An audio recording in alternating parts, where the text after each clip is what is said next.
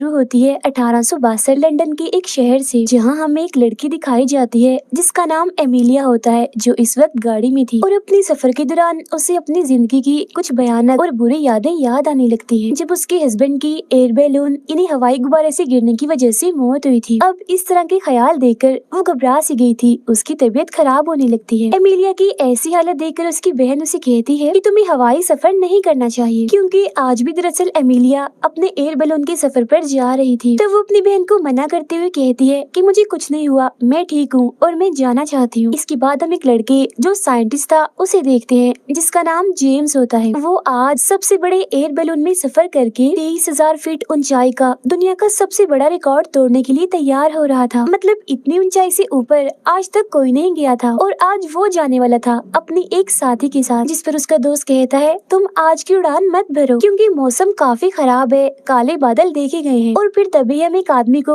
उनकी तरफ आता हुआ देखते हैं, जो दरअसल इस बैलून यानी हवाई गुब्बारे का मालिक होता है। वो उनसे पूछता है कि बैलून उड़ाने में इतनी देर क्यों लग रही है, जिस पर जेम्स का दोस्त फौरन बोलता है कि सर आज मौसम बहुत खराब है और हम उसी बारे में ही बात कर रहे थे, बेहतर होगा कि आज उड़ान ना ही भरी जाए। वो आदमी जवाब देता है कि ऐसा नहीं हो सकता, बैलून तो उड़ाना ही पड़ेगा क्योंकि मैंने बड़ा पैसा लगाया है और साथ ही वो लोग जो यहाँ आए हैं उनकी उम्मीद भी टूट जाएगी अगर बैलून को ना उड़ाया गया तो। जिस पर जेम्स उसे यकीन दिलाता है कि सर आप फिक्र मत कीजिए, चाहे कुछ भी हो जाए मैं ये काम लाजमी करूंगा। और फिर तभी उन्हें एकदम से लोगों का शोर सुनाई देने लगता है, जहाँ हम एक बार फिर देखते हैं एमिलिया को। वो खूबसूरत सा ड्रेस पहनकर किसी सर्कस की तरह लोगों को खुश करने लगती है, क्योंकि ये उसका काम था और साथ ही वो एक एरोनॉट भी होती है, यानी जो एयर बैलून को पायलट बन के चलाते हैं। और आज इस बैलून को वो ही चलाने वाली थी, मतलब कि जेम्स ने उसी के साथ सफर करना था और दुनिया का सबसे बड़ा रिकॉर्ड तोड़ना था। सब लोग जोरदार तालियां बजाकर उसका वेलकम करते हैं। इस सफर पर एमिलिया अपने डॉग को भी अपने साथ लेकर जा रही थी, जो देख जेम्स उसे ऐसा करने से मना करता है, लेकिन वो उसकी बातों को अनसुना करते हुए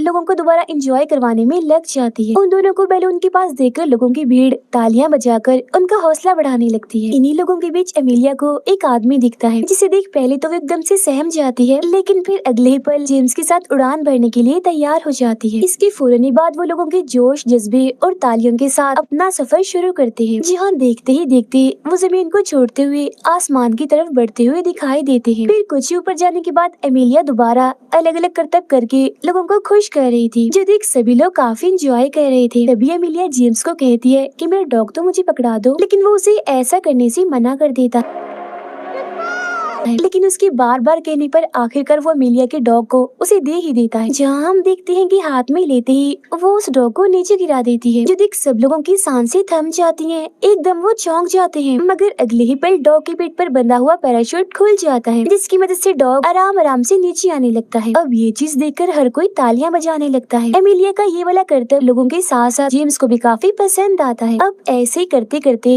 वो 1100 फीट की ऊंचाई तक आ गए थे। यहाँ खुद को इतना ऊपर उड़ता हुआ देखकर पहली बार जेम्स एक आजाद पंछी की तरह महसूस करने लगता है। तब उसके चेहरे को देखकर एमिलिया उसे कहती है कि ये दुनिया भी बिल्कुल ऐसे एंजॉय करना चाहती है जैसे इस वक्त तुम कर रहे हो। एंजॉय करके लोगों को इतना ही सुकून मिलता है जितना तुम्हें अभी मिल रहा। तो इसी वजह से लोगों को खुश करने के लिए अक्सर मुझे उल्टे सीधे करतब और तमाशे दिखाने पड़ते हैं।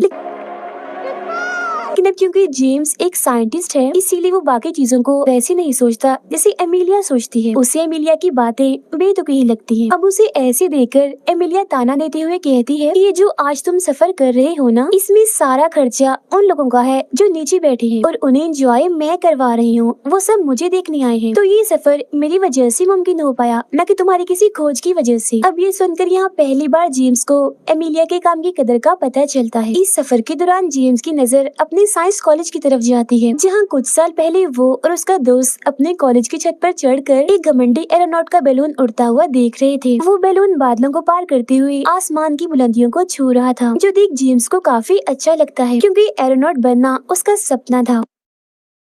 वो फौरन ही उस एरोनॉट से मिलने के लिए भी बेताब हो जाता है। फिर कुछ ही दिन के बाद वो अपनी एक काफी बड़ी मीटिंग में सबको बताता है कि कुछ वक्त के बाद मैं बैलून उड़ाना सीख जाऊंगा, और इससे भी बड़ी बात ये कि मैंने एक खोज की है जिसमें हम इंसान मौसम की हालात के बारे में पहले ही जान जाया करेंगे। मतलब कि आज का मौसम कैसा होने वाला है, मौसम साफ है कि बादल है, और इस चीज से इंसानों का बहुत फायदा होगा। अब उसकी ये सारी बातें वहाँ बैठे लोगों को बेकार और बेमायने लगती है, इसीलिए उस एरोनॉट समेत सब लोग उसका मजाक बनाने लगते हैं और उस पर हंसने लगते हैं। अब जेम्स की इस याद के बाद हम दोबारा से दोनों को देखते हैं जो लगातार आगे बढ़ रहे थे। यहाँ जेम्स मौसम के बारे में लिख कर कबूतरों के जरिए नीचे भेजता है। मतलब जैसा उसने मीटिंग में कहा था वो वैसा ही कर रहा था, लोगों को मौसम की हालात के बारे में बता रहा था। जिसके बाद उनका बैलून काले घने बादलों में दाखिल होता हुआ दिखाई देता है। अब उन्हीं काले अंधेरों में एमिलिया दोबारा से उसी आदमी को देख पाती है जो उसे नीचे लोगों के बीच भी दिखा था। जेम्स जब सामान को ठीक कर रहा था तो अचानक उन्हें अपने ऊपर बादलों की गरज सुनाई देती है।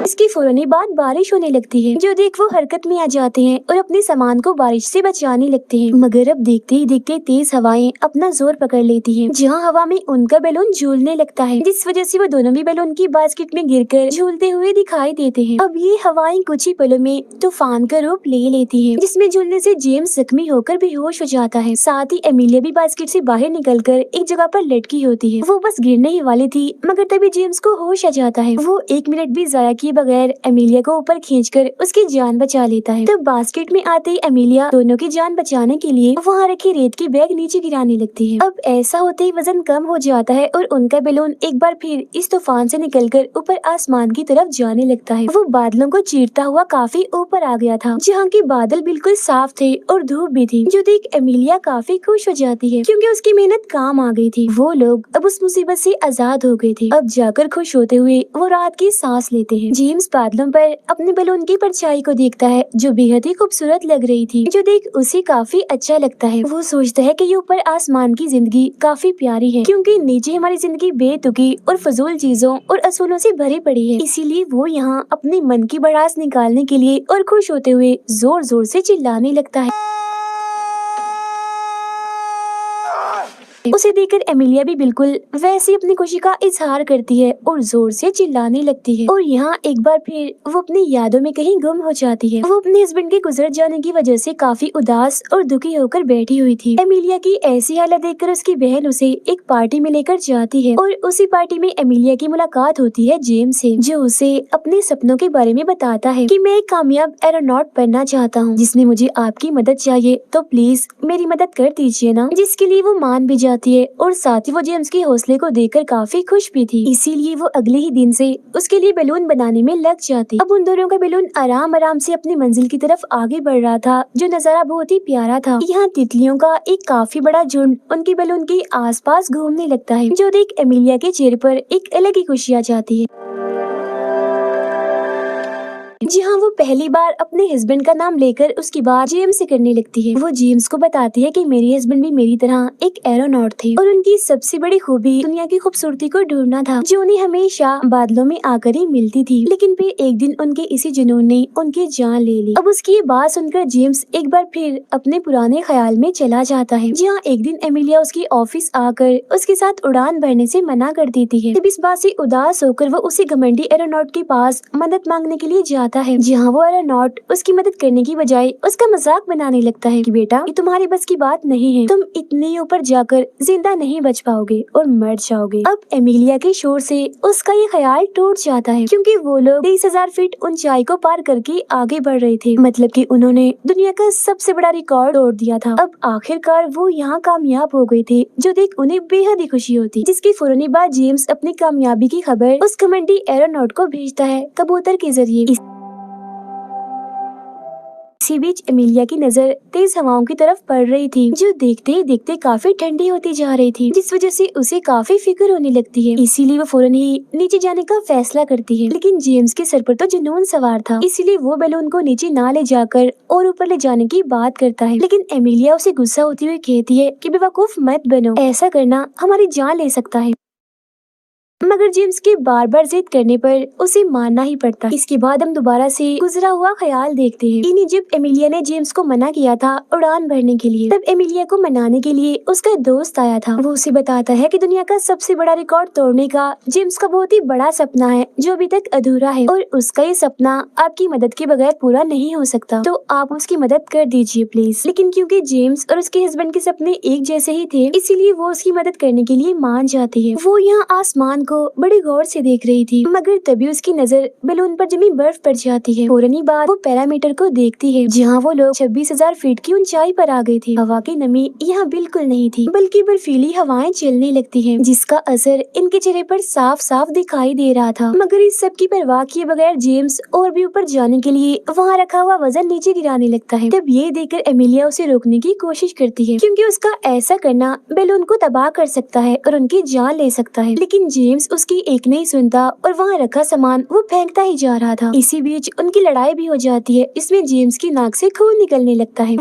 The lack of oxygen is affecting your breath. वो गुस्से में भरकर एमिलिया को कहता है कि तुम्हारा हस्बैंड भी बिल्कुल तुम्हारी तरह ही डरपोक था, जिस वजह से उसकी जान तक चली गई। अब जेम्स की ऐसी बातें सुनकर मजबूरन एमिलिया उसे उस दिन की सच्चाई बताती है जब उसके हस्बैंड की मौत हुई थी। वो कहती है कि जब हम दुनिया का रिकॉर्ड तोड़ने के करीब थे, तब बैलून उड़ाने का काम मेरे हस्बैंड की नहीं बल्कि मेरे हाथ में था, जहाँ मेरी एक गलती की वजह से बैलून फट गया और हम दोनों तेजी से नीचे गिरना शुरू हो गए। और तभी हमें पता चलता है कि अक्सर जो आदमी एमिलिया को नजर आया करता था वो और कोई नहीं बल्कि उसका हस्बैंड था, जो हमेशा ही उसकी यादों में था। और फिर उस दिन एमिलिया के हस्बैंड ने उसकी जान बचाने के लिए अपनी जान दे दी थी, जिस वजह से वो खुद को कभी माफ नहीं कर पाई। अब उसकी सच्चाई जानकर जेम्स शर्मिंदा हो जाता है और उससे माफी मांगता है, जहाँ अब की बार दोनों ही नीचे जाने का फैसला करते हैं। एमिलिया जब रस्सी खींचती है तो उसे पता चलता है कि बर्फ की वजह से उनका बैलून जम गया है, और बीच वाले सुराख जिसकी वजह से बैलून उड़ना था वहाँ भी बर्फ जम गई होती है। वो उसे हटाने की काफी कोशिश करती है मगर नहीं हटा पाती। अब ठंड भी बढ़ती जा रही थी और ऑक्सीजन भी कम था, तो जेम्स की हालत भी खराब होने लगती है। तब एमिलिया अपनी जान की परवाह किए बगैर जेम्स की जान बचाने के लिए रस्सियों के सहारे बैलून के ऊपर चढ़ना शुरू करती है। सर्दी की वजह से उस पर भी बर्फ जम रही थी और जाहिर है उसे भी काफी मुश्किलात का सामना करना पड़ रहा था, मगर फिर जैसे तैसे करके वो बैलून के बिल्कुल ऊपर आ जाती है। वो अपने जूते की मदद से बैलून का वो सुराख खोलने में कामयाब भी हो जाती है, लेकिन वहाँ ठंड इतनी ज्यादा थी कि वो बेहोश होकर वहीं गिर जाती है। मगर कुछ देर बाद वो नीचे की तरफ खिसकने लगती है। बेहोशी की हालत में ही वो नीचे जाके गिरती है, लेकिन क्योंकि वो रस्सी के सहारे बंधी हुई थी इसलिए मरते मरते वो बचती है। और फिर कड़ी मेहनत के बाद आखिरकार वो बास्केट में आ ही जाती है। वहाँ वो जेम्स को बेसुध पड़ा हुआ देखकर समझ जाती है कि आज मैं एक बार फिर किसी अपने को खोने वाली हूँ। मगर फिर फौरन ही बाद उसकी आँख खुल जाती है। दरअसल ऑक्सीजन की कमी की वजह से जेम्स सिर्फ बेहोश हो गया था, मरा नहीं था। उसे जिंदा देखकर एमिलिया जज्बाती हो जाती है। उसकी आंखों में खुशी के आंसू आ जाते हैं। अब थोड़ी ही देर में वहाँ बर्फ पड़ने लगती है, जहाँ जेम्स उस बर्फ को इकट्ठा कर रहा था ताकि इसके जरिए वो अपनी प्यास बुझा सके। इस सब के दौरान उनका बैलून हजारों फीट नीचे आ गया था और फौरन ही बर्फ पड़ना वहाँ रुक जाती है, जो देख एमिलिया को कुछ ठीक नहीं लगता। तभी हम देखते हैं कि नमी और बर्फ की वजह से अब बैलून अलग अलग होना शुरू हो गया। ये देखकर जेम्स एमिलिया को बास्केट के ऊपर जाने का कहता है, क्योंकि बास्केट और बैलून एक दूसरे से अलग अलग हो रहे थे। वो खुद भी ऊपर जाकर दोनों की जान बचाने के लिए सामान समेत ही बास्केट की रस्सी को काट देता है, मगर उसका ऐसा करना उनके लिए और मुश्किल खड़ी कर देता है, क्योंकि तेज हवा की वजह से